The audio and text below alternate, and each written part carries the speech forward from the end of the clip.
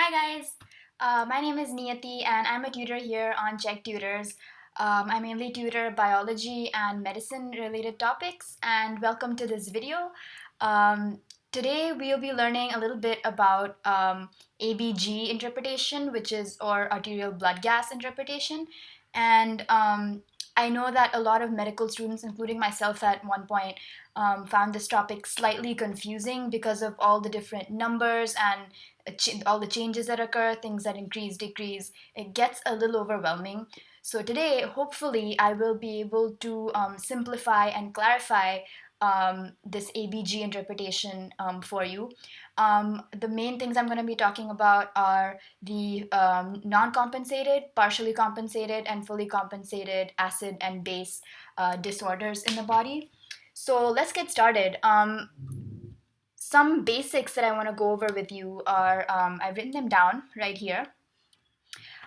So you have the normal values of the pH, the PCO2, and the bicarbonate in the body. And these are the three primary parameters or the three main parameters in an ABG that we use to diagnose the acid-base disorder. So you have the pH. Normal pH goes from 7.35 to 7.45. As you can see, any pH less than 7.35 is acidic. Any pH greater than 7.45 is alkaline. The partial pressure of carbon dioxide, PCO2, is between 35 and 45 millimeters of mercury. And the reason I've written it kind of backwards like this is because any PCO2 of higher than 45 is going to be acidic, and anything less than 35 millimeters of mercury of PCO2 is going to be alkaline. So that's why I've written it kind of opposite like this. And then you have the bicarbonate. So the bicarbonate normal values are 22 to 26 milliequivalents per liter. When you have a low bicarbonate, you have anything less than 22 is going to be acidic, and a higher bicarbonate, more than 26, is going to be alkaline. Another important thing that you should remember here is, so the bicarbonate, the metabolic component of the ABG is controlled mainly by the kidneys, because the kidneys are what determine the preservation or excretion of bicarbonate in the urine. So the bicarbonate, when it decreases, the pH is going to decrease. And when the bicarbonate increases, the pH is going to increase. So the bicarbonate kind of goes in the same direction as the pH. But with the PCO2, it's the opposite. When you have a higher PCO2, you have a lower pH because it becomes acidic. And then when you have a lower PCO2, your pH of the blood is going to become higher. It's going to be alkaline. So it's the opposite. So the way I like to remember this is carbon dioxide combined with water makes carbonic acid. So you can kind of think of it like more the carbon dioxide. So if it's higher than 45, the more acidic it's going to be because of the carbonic acid. So that's how I like to remember it. So let's go ahead and look at an example. Example 1. So in this case, our pH is 7.17, which is less than 7.35, which is very acidic. So I'm going to take this pH and put it in the acid column. Whoops, sorry about that. Next, we have the bicarbonate, which is 12. So this is, again, extremely acidic. It's less than 22. So again, I'm going to pick up this bicarb and put it in the acid column. Now we have the PCO2, which is 35. It is normal. So, I mean, it's kind of on the lower side of normal, but it is still normal. So I'm going to pick up this PCO2 right here and put it under the column that says normal. So now if you take a look at our little graph here where you have acid, normal, and alkaline, you kind of see how these three are forming like a 3 in a row. So this kind of helps to clarify things. So based on this, what you can see is that we have a pH of 7.17, which is acidic. So this is an acidosis. Now you can see that it's the bicarbonate being so low, which is what's causing this acidosis. And since we know that bicarbonate is a metabolic component, we can say that this is a metabolic acidosis. And now we see that this PCO2 is normal. What this tells you is that even though there's metabolic acidosis happening, your respiratory system is not doing anything to compensate for it. Your PCO2 is normal. It's not changing to compensate or do anything about this metabolic acidosis. If this was partially compensated, your PCO2 would try to change and compensate for it. So your PCO2 would have been in this opposite column. But your PCO2 isn't doing anything about it and it's just staying there in the normal column. So this is non-compensated or uncompensated metabolic acidosis. So this is your answer for example 1. All right, so let's go on and look at another example. Example 2. I'm gonna put these back for example 1. And let's look at example 2. So our pH is 7.54, which is more than 7.45. So this is alkaline. So our pH, I'm going to pick that up and put it in the alkaline column. Our PCO2 is 24, which is less than 35. So that is alkaline. So I'm going to pick up our PCO2 and put this also in the alkaline column. Our next one is bicarbonate, which is 25, which is in between 22 and 26, which is normal. So I'm going to go ahead and write our bicarbonate in the normal column. Now we go and look at the three forming three in a row. So here you can tell that our pH is 7.54, which is alkaline. So we can say that this is an alkalosis. Next, we can see that the alkalosis is contributed to by the respiratory component, which is the carbon dioxide component. And because it is so low, that's what's causing the alkalosis. All right, as you can see, our PCO2 is less than 35. So this is going to be a respiratory alkalosis.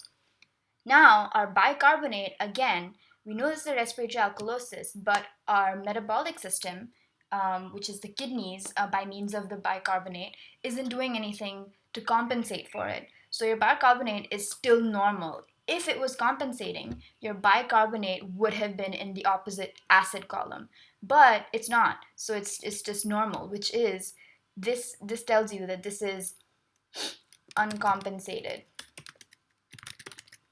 respiratory alkalosis. So this is the answer for example 2. So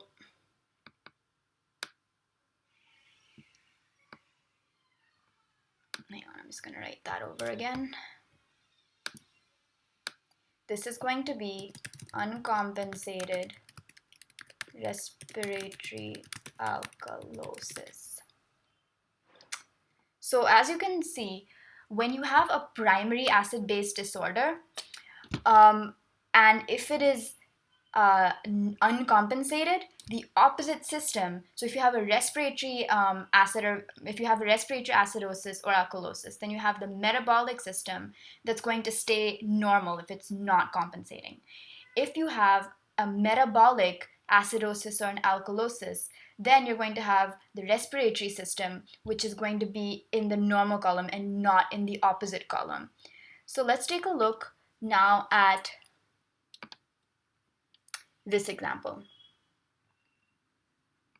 So you have a pH of 7.32, which is less than 7.35, so that's acidic. So I'm going to put that there. You have a PCO2 of 22, which is alkaline. So I'm going to put that here. And your bicarb of 18, which is less than 22, which is acidic.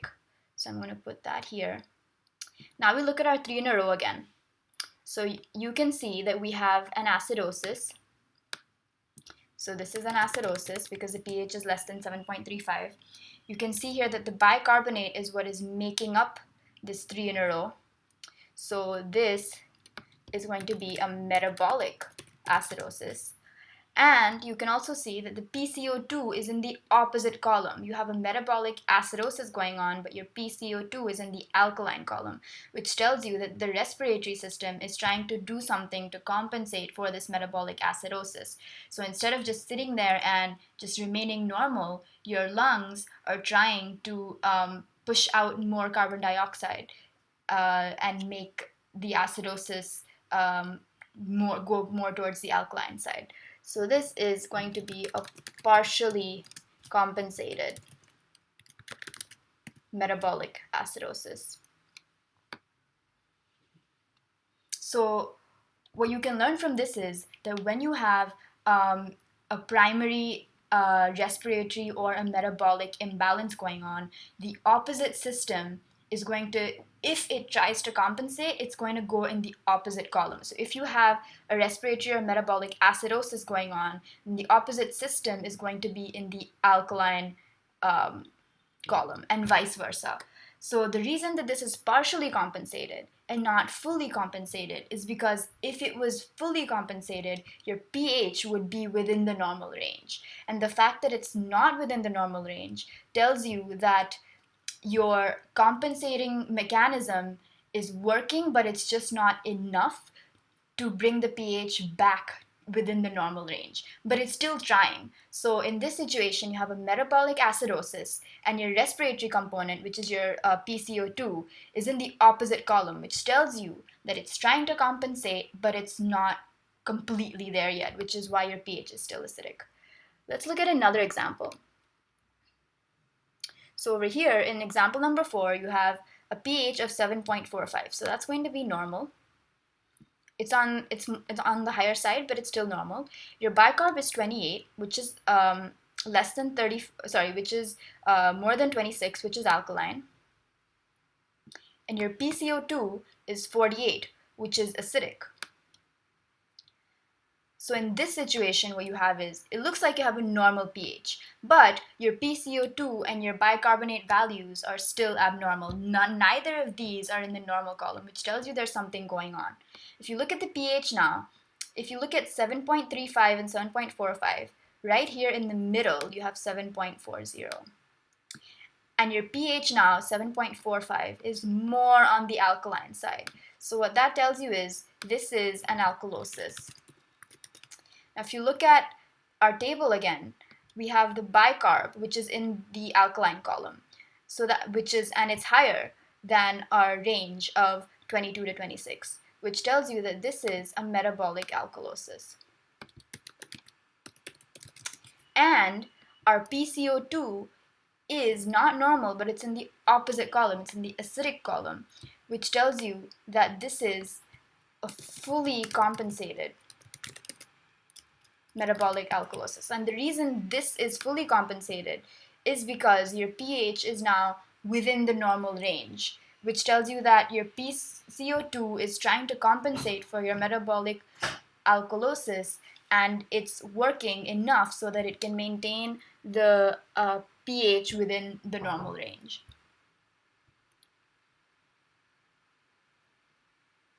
So let's take a look at one last example here. This is a pH of 7.10, which is very acidic, so I'm going to put that over here. This is going to be a PCO2 of 82, which is again extremely acidic. And this is bicarb of 14, which is extremely acidic. So now we have kind of a special situation here where your pH is acidic, and here there is no primary imbalance and there's no compensatory imbalance, because here your PCO2 is very, very high, which is causing acidosis, and your bicarbonate is very, very low, which is also causing your acidosis. So as I've written here, you can see that in mixed metabolic and respiratory acid-base disorders, this is an example of a mixed metabolic and respiratory acid-base disorder, because your bicarb and your PCO2 levels move in opposite directions. So your bicarbonate is very, very low in this situation, and your PCO2 is very, very high, and both of them are contributing to your acidosis, which is why your pH is so low. So this is a combined um, metabolic and respiratory acidosis. You'll have a similar thing that happens in case of an alkalosis where your pH will be very alkaline, your bicarbonate will be very high, and your PCO2 will be very low. So this is how you can tell if it's a mixed acid-base disorder. If you look at our partially or fully compensated disorders, the compensatory parameter will move in the same direction as the parameter that's causing the primary disturbance. So if you look at this example, our primary disturbance is metabolic acidosis. So here you have your bicarbonate, which is very low. But to compensate for that, you have a PCO2, which is going to be hang on. This is right. So you have it's moving in the same direction, which is also very, very low. So you have the PCO2 and the bicarbonate moving in the same direction. Your bicarb is going down, so to compensate, your PCO2 is also going down. So, but in this situation, with your mixed acid-base disorder, your bicarbonate is going down, it's low, but your PCO2 is going in the opposite direction, it's going high. So that's the difference between in your mixed acid-base disorders versus your partially compensated or fully compensated disorders. And one more thing I'd like to clarify here is that a lot of people get confused between fully compensated and normal ABGs. So the difference is, in both situations, you might get a normal pH, but in case of fully compensated, you're going to have abnormal PCO2 and bicarbonate. Neither of them are going to be in the normal column here in the middle. If I were to have a pH that is normal, a PCO2 that is also normal, and a bicarbonate that is also normal, then that's going to tell you that this is just a normal ABG. But in a situation like this, where your pH is normal, but your PCO2 isn't normal and your bicarbonate is also not normal, that tells you that this is a fully compensated acid-base disturbance. So I hope these examples kind of helped you simplify how to go about interpreting these ABGs. And hopefully this tutorial helped. I hope you enjoyed it. The link to my Chegg Tutor profile is down below. You can send me a message on there if you have any more questions. And I hope this video helped. Thank you so much for watching and have a nice day. Bye!